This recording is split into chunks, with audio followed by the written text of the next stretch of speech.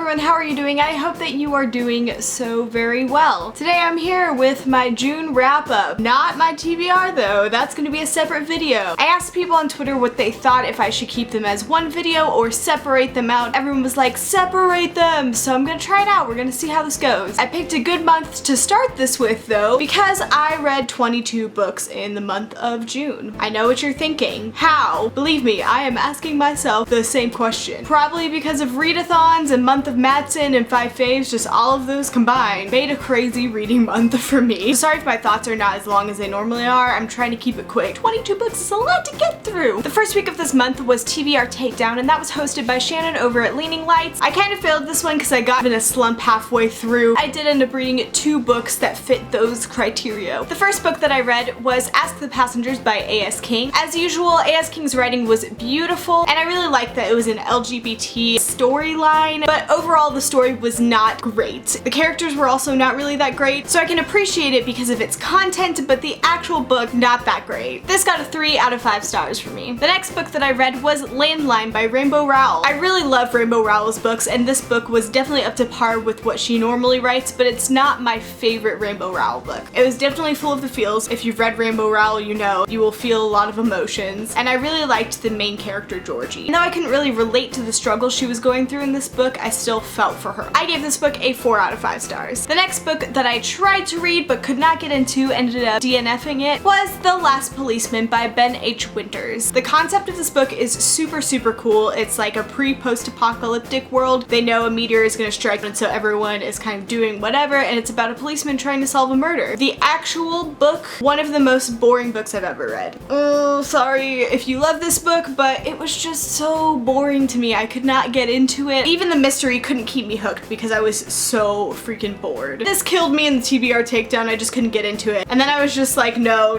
more reading. We're done. We're out. The next book that I read, or rather listened to, was The Young Elites by Marie Lu. I got this audiobook from Overdrive, as usual. In this case, the audiobook may not have been the best choice. It was really confusing, and how the chapters are set up didn't really translate well to audiobook. However, I do know how to pronounce all the names in this book now. I really liked a lot of fantasy elements. The overall magic system was really intriguing and really interesting. The rest of the book was not great for me. Characters, the world building, just not great. I can do a good anti-hero story, but it wasn't really set up in a great way. I didn't really like it. Probably won't read the second book. I gave this book a 2 out of 5 stars. The next book that I read was The Wrath and the Dawn by Renee Ahdieh. How much do I love this book? It's a lot. This book surpassed ACOTAR as my #1 read of the year. It's just so good. I loved everything about it. I actually did a full review on this, so if you want to click the book, it will take you there. There is a non-spoilery section, so don't you worry. I gave this book a 5 out of 5 stars. The next book that I read was Red Queen by Victoria Aveyard. This book was not as bad as I was expecting it to be. Almost everyone I know that read this book didn't really like it, so I went in with like the lowest of expectations. I got it on Overdrive, so I was just like, on a whim, getting this audiobook. Woo! I ended up liking it alright. I didn't think it was the best book. It was definitely super predictable, super full of YA dystopian tropes, but it wasn't the worst thing in the world.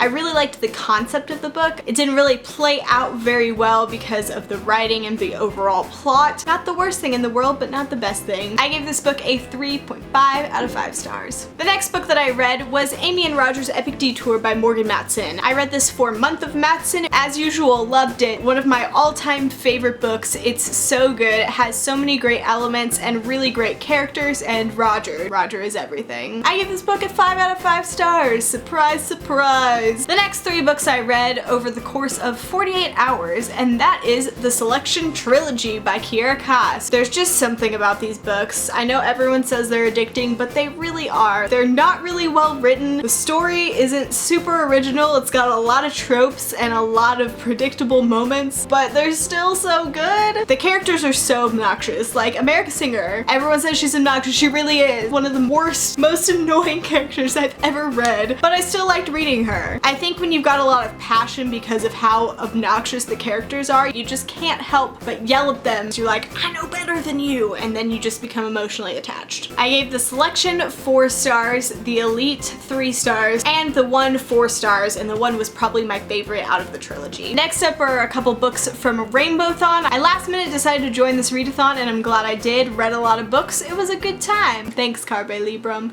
The first book that I read for Rainbowthon was Second Chance Summer by Morgan Matson. This book made me ugly cry more than it did the first time. I knew what was coming and I knew what was happening, so I just cried, and a lot of crying in anticipation for more crying. I say ugly crying and people are gonna be like, I don't want to read that because of crying. No, read it, it's so good. It's just really good life lessons, just so good. Gave this book a 5 out of 5 stars. I just love Morgan Matson's books, guys. If you didn't read anything for Month of Matson, make this month of Matson and read her books. The next book that I read was Zombie by Darren Shan. This book was kind of disappointing, mostly because there was a severe lack of zombies. The main character's dad is an evil, terrible person. You can have an evil, terrible person be a good character. He was not. Not a good character, not written well, just kind of evil to be a plot device. This book probably would have had a lower rating, but the ending was phenomenal. 10 times better than the rest of the book combined. I gave this book a 2 out of 5 stars. The next book that I read was an audio book called Do Over by John Acuff. I've followed John Acuff for a while, just his blog, Stuff Christians Like, and all of the stuff he's been doing, and I've been wanting to read a book by him, and when I saw that this audiobook was available and it was narrated by him, I was like, gotta do it, gotta get it, gotta catch them all. I'm currently not in the middle of a career do-over, and I'm not planning to be anytime soon, but this book had a lot of really good information just for everyday life, for career life. John Acuff is hilarious as a writer, and he's really good at helping you retain what he said, and I feel like I learned from it, even though I'm not in the middle of a do-over. I gave this book a 4 out of 5 stars. The next book that I read was Fangirl by Rainbow Rowell. I was reading this for 5 faves, and the first time I read it, I gave it a 4 out of 5 stars because I had just read Eleanor and Park, and it wasn't as good to me because I was like coming off of the E&P high. But after reading it this time, I loved it. Just Levi. And Kath is a really interesting main character who goes through a lot of different interesting struggles. The whole fan fiction thing makes it a very like internet friendly book. It was just so much better the second time around, and everything in this book is so good. I gave this book a 5 out of 5 stars. The next book that I read was Northanger Abbey by Jane Austen. I read this with Sana from Inkbone's books, so thanks Sana for reading this with me. Let's take a moment to appreciate the beauty of this book. There's also illustrations. What? If I was gonna rate this book based solely off aesthetic, 5 out of 5 stars. The actual book I really enjoyed. The satire aspect made it super funny, but it also kind of made it boring at parts. There was no drama because it was a satire of the books that have a lot of drama. I definitely liked the first half of the book a lot more than the second half, but overall, really great. Catherine is a really great protagonist. Love the Tilneys, love them. I give this book a 4 out of 5 stars. Next up, we have got The Program by Suzanne Young. I had a lot of problems with this book. Trigger warning for suicide, self-harm, and depression for this book. If you are triggered by any of those things, I would skip through my talking about this book. Wait till this book is gone from your screen. The basic premise of this book is suicide and depression are a disease that is contagious and is making its way throughout all of the youth. When they catch this disease of suicide, they have to go into the program to fix themselves. If you're not already seeing the problems that I have with this book, let me break it down for you. Suicide and depression are mental illnesses. They are not contagious, and some people actually do think they're contagious, so we shouldn't perpetuate that with a book, especially a dystopian book when dystopians are super popular right now. Depression manifested the same exact way for every single person. Also in one chapter, someone self-harms and it's described as a symptom of the disease, and I was just like, I cannot with this book. The author was probably trying to do a good thing and raise light on mental illness and make things more well known, but this was not the right way to go about it. Don't make mental illness your disease to further your dystopian world. Please don't do that. I'll link my Goodreads review down below. You can see my full thought. There were a lot. I didn't give it a 1 out of 5 stars because the story was pretty interesting. So I gave this book a 2 out of 5 stars. I might end up moving it down to a 1 someday, who knows. The next book I read was the last book I read for Rainbowthon, and that was Undaunted by Christine Kane. I really love her sermons, and this book was definitely just as challenging and been just as great as all of the sermons I've heard from her. I didn't love the writing, so it wasn't the best book for me, but truth is truth, and I can't deny that there were some great, challenging, wonderful points in this book. I gave it a 3.5 out of 5 stars. The next book that I read was the last book from Month of Matson, and that was Since You've Been Gone by Morgan Matson. I actually did haiku reviews for all these books, so I will link it here as well as down below, and you can go check that out. I think Frank is my favorite man out of all of the Morgan Matson books. I just love him so much. Frank forever. I also really love Emily as a character, and all that she has to go through and like work through in this book is really great. It's just fun to see her cross off the list. There's so many cool things that she does and so many interesting plot developments because of that. I gave this book a 5 out of 5 stars. The next book that I read was P.S. I Still Love You by Jenny Han. I liked it a lot more than To All the Boys I've Loved Before, probably because Lara Jean has grown up a little bit by this book, so she's not as obnoxious, and love me some Peter Kay. I gave this book a 4 out of 5 stars. The next book that I read was The Miniaturist by Jessie Burton. I first had the audiobook from Overdrive for this, but then it expired, so I got the physical copy, and I enjoyed this book. I think I enjoyed the characters, the character development, the relational development a lot more than the actual story and the actual world of this book. The story was kind of for me, but the characters were top-notch, A+.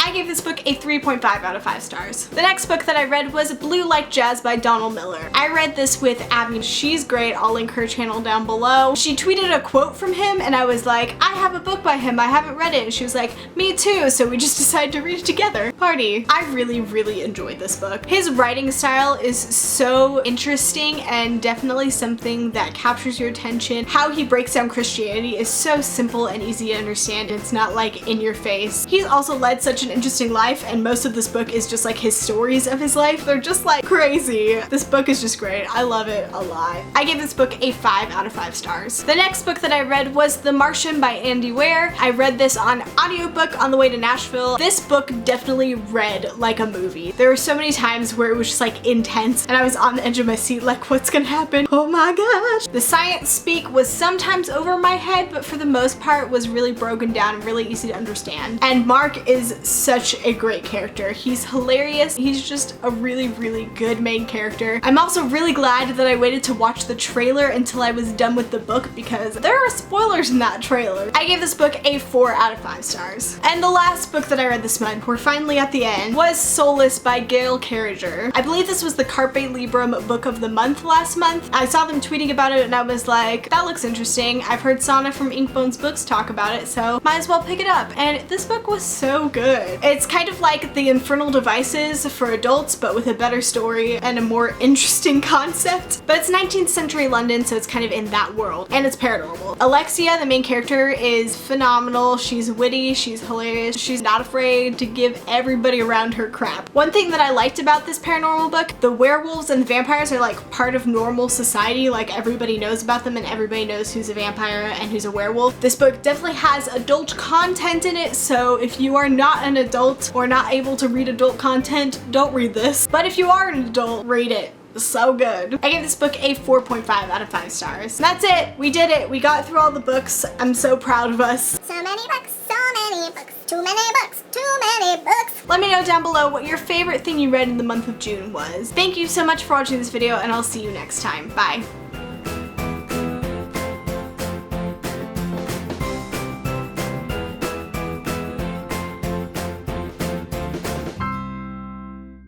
Stop. Dog. There she is. Can we not? Can we not fireworks? Can you not, Tinkerbell? Can you not? Fireworks. Stop. The next book that I read was Red Queen by Red. Fireworks. Oh my gosh. I gave this book a Alright. Together, everyone. Oh no. Fireworks. Sorry, not sorry. Look at me, Mom. So many books.